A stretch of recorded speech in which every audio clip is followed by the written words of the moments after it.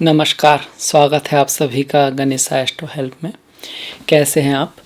मैं हूं डॉक्टर दिलीप और हाजिर हूं आपके लिए लेकर नया परिवर्तन जो आ रहा है। गुरु की जो चाल बदल रही है, जो काफ़ी समय से कह सकते हैं कि उल्टे चल रहे थे, ऐसा प्रतीत हो रहा था, वक्री हो रहे थे, अब वो डायरेक्ट होंगे। अब वो आगे की चल, जैसे नेचुरल जो सीधी चाल होती है वो चाल चलेंगे। तो पहले तो बधाई हो, क्योंकि गुरु का सीधा चलना एक अच्छी बात है। गुरु हमारे ज्ञान को दिखाते हैं, विद्वत्ता को दिखाते हैं। गुरु किसी भी कुंडली में धन को, बच्चों को, समृद्धि को और संपन्नता को, ज्ञान को, रिलीजन को, मोक्ष को, इन सब चीज़ों से जुड़े हुए हैं, धर्म से जुड़े हुए हैं। और दोनों ही तरह की संपन्नता, ताकि आर्थिक संपन्नता हो या फिर स्पिरिचुअलिटी, मतलब कि आध्यात्मिकता की संपन्नता हो या फिर धर्म को लेकर हो, धार्मिक जो है, क्योंकि धर्म एक रास्ता है जो ईश्वर की तरफ जाता है। स्पिरिचुअलिटी जो है, आध्यात्मिकता है, वो सभी धर्मों से उस चीज़ को देखने की कोशिश करती है जो कॉमन है, जो एसेंस को समझना चाहती है और ईश्वर की तरफ ले जाती है। तो वो भी आध्यात्मिकता है। उस सभी से हमारे गुरु महाराज का संबंध है, उस सभी से गुरु का संबंध है, क्योंकि वो नवम भाव धर्म और 12वां भाव मोक्ष का जो है उसके स्वामी हैं काल पुरुष की कुंडली में। इसके साथ साथ दूसरा घर जो कि धन का है, पैसे का है, वैल्यू का है, फैमिली का है, उसको मतलब कारक हैं उसके। पंचम भाव जो कि बच्चों का है, ज्ञान का है, दूरदृष्टि का है, हमारे जो धर्म ग्रंथ हैं, स्पिरिचुअल जो नॉलेज है उसका है, उसके भी कारक हैं। नवम भाव जो पिता का है, जो गुरु का है, जो स्पिरिचुअलिटी का है, जो कि धर्म का है, जो कि नियमों का है, प्राकृतिक जो नियम है, सनातन जो नियम है, धर्म ऐसे नियम जो प्रकृति के बनाए हुए हैं, उनको भी गुरु दिखाते हैं। और इसके साथ साथ हमारे जीवन की इच्छा पूर्ति का होना, हमारी किसी भी इच्छा का प्राप्ति का होना, कोई भी इनाम हमको मिलना, पैसा आना, धन आना, किसी भी तरह की संपन्नता जो है, उसके भी कारक गुरु हैं। और वो उल्टा चल रहे थे, मतलब इन सब चीज़ों में कुछ ना कुछ उल्टा हो रहा था, कुछ ना कुछ चीज़ें ऐसी थी जो कुछ ना कुछ अलग हो रहा था। अब चीज़ें थोड़ा लाइन पे आएंगी, अब चीज़ें थोड़ा ढंग से होंगी, अब चीज़ें थोड़ा धीरे धीरे अच्छाई की तरफ बढ़ेंगी। एक तो ये चीज़ है। दूसरा, आपका सप्तम का स्वामी सप्तम में है गोचर में, और वो भी सीधा हो रहा है। तो शादी, विवाह, कॉन्ट्रैक्ट, बिजनेस और नौकरी के लिए भी, धन के लिए, फेम के लिए, ये जो मटेरियल जो फील्ड होता है, लोगों से मिलने के लिए, ये सब चीज़ें बढ़ेंगी। बहुत से लोगों से आपकी मुलाकात हो सकती है, शादी आपकी हो सकती है, आपके जीवन में आपकी मनचाही प्रेमिका या आपका मनचाहा प्रेमी आ सकता है। आप किसी के साथ रिलेशन में थे तो वो हाँ बोल सकता है या वो हाँ बोल सकती है, ये वाली बातें आ रही हैं। अगर आप पहले से एक दूसरे ने आपसे बातें हो चुकी हैं, हाँ बोल चुके हैं आप, और आप पेरेंट्स से बात करना चाहते हैं शादी के मामले में, तो वो भी चांसेस है कि वो हाँ कर दें, क्योंकि शादी का बड़ा अच्छा योग बना हुआ है। बिजनेस का, कॉन्ट्रैक्ट का, आपको कोई नया कॉन्ट्रैक्ट मिल सकता है, फॉरेन कॉन्ट्रैक्ट भी मिल सकता है, विदेशियों से कॉन्ट्रैक्ट भी मिल सकता है, किसी विदेशी कंपनी से भी आपको लाभ हो सकता है। यहाँ पर इस तरह की भी संभावना, यात्रा की संभावना बन रही है, विदेश यात्रा की संभावना काफ़ी बनी हुई है। चेंज ऑफ प्लेस होने की संभावना यहाँ पे बनती है, चेंज ऑफ प्लेस होने की संभावना यहाँ से बनी हुई है। कार्य जो है उसमें भी बदलाव आ सकता है। इन चीज़ों में से कुछ ना कुछ चीज़ें किसी न किसी के साथ जरूर होंगी, 100% होंगी, सभी के साथ नहीं होंगी, क्योंकि सबकी अपनी एक जन्म पत्री है। सभी की जो दशा महादशाएं वो अलग हैं। सभी का एक विशेष दिन, विशेष घंटा, विशेष मिनट, विशेष सेकंड पे जन्म हुआ है, उसका भी अंतर होता है। याद रखिएगा, सबसे बड़ी चीज़ जन्म पत्री है, जो मैं हमेशा कहता हूँ। पर जो गोचर दिखा रहा है, हम उसकी बात कर रहे हैं, उसमें से वही मिलेगा जो जन्म पत्री में लिखा है। तो अगर गुरु की दृष्टियों की बात करें तो गुरु की दृष्टि, पहली ही जो दृष्टि है वो लाभ के भाव पर है। Fulfilment of desire and wishes, मतलब आपकी इच्छाओं की पूर्ति होगी। चाहे वो शादी की इच्छा हो, चाहे वो डॉक्टर बनने की इच्छा हो, चाहे वो एजुकेशन प्राप्त करने की इच्छा हो, चाहे वो घर प्राप्त करने की इच्छा हो, कोई ऐसी इच्छा जो किसी से मिलने की इच्छा हो, कहीं जाने की इच्छा हो, घूमने जाए, कोई ऐसी इच्छा जो आपकी बहुत लंबे समय से थी, उसकी पूर्ति हो सकती है 13 तारीख के बाद। उसका रास्ता खुलने लगेगा। इस तरह की यहाँ पर संभावना है।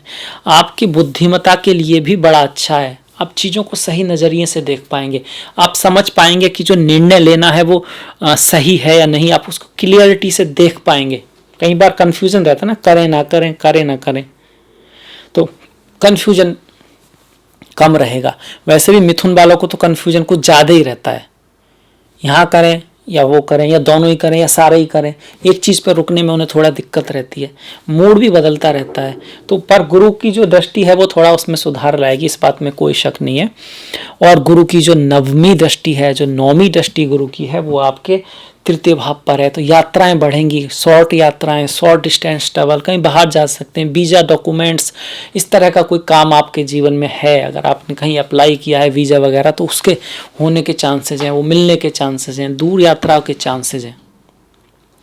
छोटे भाई से, पड़ोसियों से संबंधों में सुधार आएगा। छोटी बहन से, जो आपके मतलब अनुज हैं, चाहे वो लड़की हो या लड़का हो, भाई हो या बहन हो, उनसे संबंधों में सुधार का यहाँ पर चांसेस बनता है।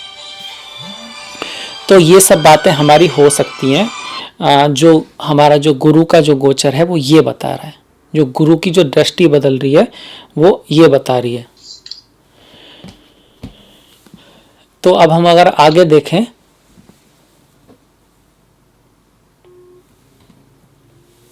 तो अगर हम आगे देखते हैं तो देखिए, गुरु जो हैं अपने सप्तम भाव में बैठे हुए हैं। गुरु दूरदृष्टि को दिखाते हैं, गुरु आगे देखने को सिखाते हैं। तो इसमें जो हमने बताया वो तो है ही। अब थोड़ी सी एक कहानी देख लेते हैं। देखिए, गुरु है क्या। गुरु को आप समझना चाहते हैं तो गुरु, एक उदाहरण दूं चींटियों का एक उदाहरण देता हूं कि देखिए, आपने चींटियों को देखा होगा कि जब बहुत अच्छा मौसम होता है तो बड़ी मेहनत करती हैं। कभी देखा आपने चींटियाँ किस तरह से एक ही उस पर लगी रहती हैं, अपना इंतज़ाम करती हैं बारिश का, खाने का एक एक दाना लेके चढ़ती रहेंगी, चलती रहेंगी। आप उनके सामने एक दीवार ऐसे हाथ रख दो तो इधर से निकल जाएंगी, ऊपर रख दो तो नीचे से निकल जाएगी, मतलब आप उनको रोक नहीं सकते। छोटी सी चींटी है, अपना रास्ता बना लेती है जहाँ जाना है, और उसको ये पता होता है कि भैया बारिश आने वाली है तो खाने का इंतज़ाम करना है। तो आप ये भी कह सकते हो कि यार, आगे की तो चींटी भी सोचती है, इतनी छोटी सी, उसे भी पता होता है कि क्या करना है। तो यही गुरु सिखाते हैं कि आगे को देखकर क्या करना है, ये समझ गुरु देते हैं कि अब जो टाइम है, जिसको बहुत से लोग कहते हैं तो भाई खेलना कूदना एज है, अब नहीं करेंगे तो कब करेंगे, यही तो उम्र है, बोला जाता है। तो ये अकल तो चींटी में होती है इतनी तो, कि भैया अब जो मेहनत करनी है, ताकि जब कठिन समय आएगा अपने पास खाना रहे, अपना आराम से हम रह सकें अपने परिवार के साथ, और उस टाइम थोड़ा आराम कर लेंगे, क्योंकि बाहर तो निकल नहीं पाएंगे। यही सिचुएशन गुरु देते हैं। वो समझाते हैं कि अच्छे समय में ही मेहनत करनी होती है, जब आपके पास टाइम है, आपकी एज अभी ज़्यादा नहीं है, शरीर में भी शक्ति है, मानसिक शक्ति भी थोड़ी ज़्यादा है, और वही वो समय होता है जब आपको कुछ करना है, आगे बढ़ना है। और अगर आगे बढ़ना है, अगर आपको वो चाहिए जो आप चाहते हैं, तो आपको वो बहुत कुछ करना पड़ेगा जो आपका मन नहीं करता। याद रखिएगा इस बात को कि जो मन तो हमेशा भटकता है, मन तो इधर उधर भागता है, ये कर लो, वो कर लो, इधर कर लो, उसे आगे का कुछ पता नहीं है। आगे का पता आपको है, आपकी बुद्धि को है, आपकी आत्मा को है, आपके अंदर को पता है। आप जानते हैं क्या लाइफ में करना है। मन के पीछे जाएंगे तो फिर वो तो भटका देगा आपको। वो उसको इंस्टेंट प्लेजर चाहिए, छोटा छोटा प्लेजर चाहिए, वो उसमें फंस जाता है, उससे कोई मतलब नहीं है। तो आपको ये समझना होगा, आपका मन के ऊपर कंट्रोल होगा, तब आप आगे बढ़ पाएंगे, जीवन में कुछ कर पाएंगे। और ग्रहों की अगर आपकी कुंडली अच्छी है तो स्वतः ही आपका ऐसा नेचर हो सकता है। आप स्वतः ही आप में इतनी समझ हो सकती है कि आप अपने गोल को समझते हैं, उसके लिए मेहनत करते हैं। थोड़ा बहुत मन सबका भटकता है, वो नेचुरल बात है। अगर ग्रहों की स्थिति थोड़ी कम है, चंद्रमा वैसा है, तो आपका मन और भी भटकेगा।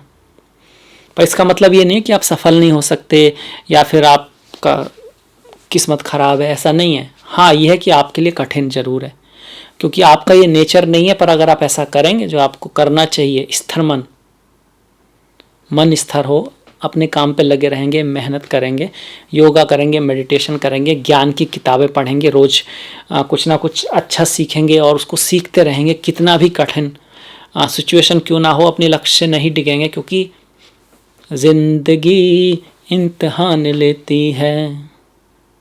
गाना सुना होगा आपने कि जिंदगी इम्तिहान लेती है। सही बात है ये। जिसको जितने ऊपर जाना होता है उसका उतना बड़ा इम्तिहान होता है। आपने विराट कोहली के बारे में सुना होगा कि वो उनका कोई मैच था बहुत इम्पोर्टेंट, उन्होंने काफ़ी रन बनाए थे 40 के आसपास उस दिन, और अगले दिन उन्हें बाहर खेलने जाना था टेस्ट में जो भी था, और उनके पिता का देहांत हो गया था, पिता गुजर गए थे। तो फिर बड़ी कितनी बड़ी बात है। अक्सर 100 में से 99 लोग क्या करते वही करते कि भाई इतनी बड़ी बात हो गई है तो फिर क्या। उन्होंने कोच को फ़ोन किया तो कोच ने कहा देखिए पिता जो चाहने थे वो चले गए और ज़िंदगी तुमको बुला रही है, और पिता भी जब ही खुश होंगे, पिता को भी तुम पे जब ही गर्व होगा जब आप कुछ करके दिखाओगे ज़िंदगी में। यही तो वो भी चाहते हैं। अब जैसे श्राद्ध चल रहा है आपका, तो आपके जो पूर्वज हैं वो भी तो यही चाहते हैं कि आप ज़िंदगी में कुछ बनो, कुछ करो। उनको भी याद करो, उनके लिए भी आप कुछ तभी कर पाओगे, या बच्चों के लिए भी आप तभी कुछ कर पाओगे जब आप कुछ कर पाओगे। तो समझिए इस बात को। हमारे धर्म में तो हर चीज़ इतनी ढंग से समझाई गई है कि आप समझिए। तो खैर ये बात थी हमने गुरु की। गुरु की रेमेडी के रूप में कुछ लोग रेमेडी बहुत पसंद करते हैं। तो गुरु की रेमेडी है ज्ञान, गुरु की रेमेडी है विद्वत्ता, गुरु की रेमेडी है ज्ञान प्राप्त करना, गीता पढ़ना, मोटिवेशनल वीडियो देखना, अपने क्षेत्र के छोड़ा हुआ ज्ञान भाषित। कितना आपके ऊपर ज्ञान रहेगा, जितने आपके पास दूरदृष्टि रहेगी, उतना गुरु आपके लिए अच्छा रहेंगे। एस्ट्रोलॉजिकली ओम ग्राम ग्रीम ग्रोम सह गुरुवे नमः ये मंत्र है, ओम गुरुवे नमः ये मंत्र है, और भी बहुत सारे मंत्र हैं गुरु के। केसर, सेफ्रॉन का तिलक, सेफ्रॉन का ऐसे करके तिलक लगाना, बनाना तिलक, उसको नाभि में लगाएं, जीवा पर लगाएं, मस्तिष्क पर लगाएं। इससे गुरु की पॉजिटिव एनर्जी मिलती है।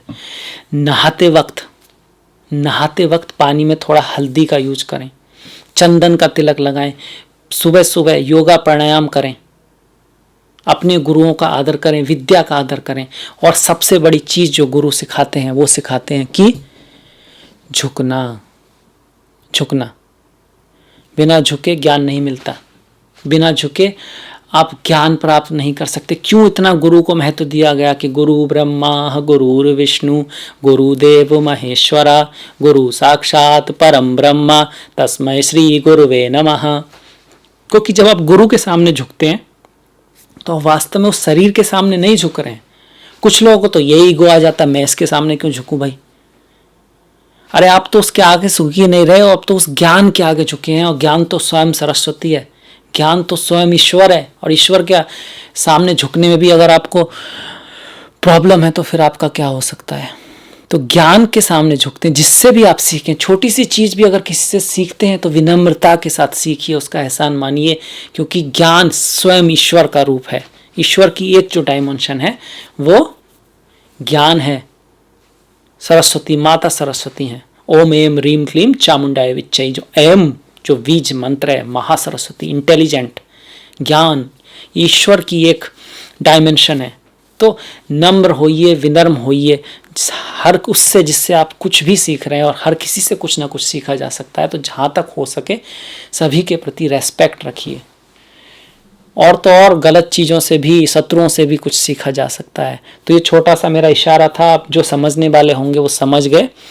तो इसी के साथ ये वीडियो मैं समाप्त करता हूँ। अगर आपको अच्छा लगा, अगर आपको लगता है कि इसमें कुछ दूसरों को भी सुनना चाहिए, तो प्लीज़ लाइक, प्लीज़ शेयर, और जो घंटी वाला बटन है उसको दबाना मत भूलिए, ताकि आपको नोटिफिकेशन मिल सके। मैंने अपने जो लिंक है, जो डिस्क्रिप्शन है, माफ़ कीजिएगा, उसमें इंस्टाग्राम का, फेसबुक का लिंक दिया हुआ है, ट्विटर का लिंक दिया हुआ है। तो प्लीज़ फॉलो, प्लीज़ सब्सक्राइब, क्योंकि आपका सपोर्ट बहुत ज़रूरी है। और इसी के साथ मिलेंगे नेक्स्ट वीडियो में। तब तक के लिए नमस्कार।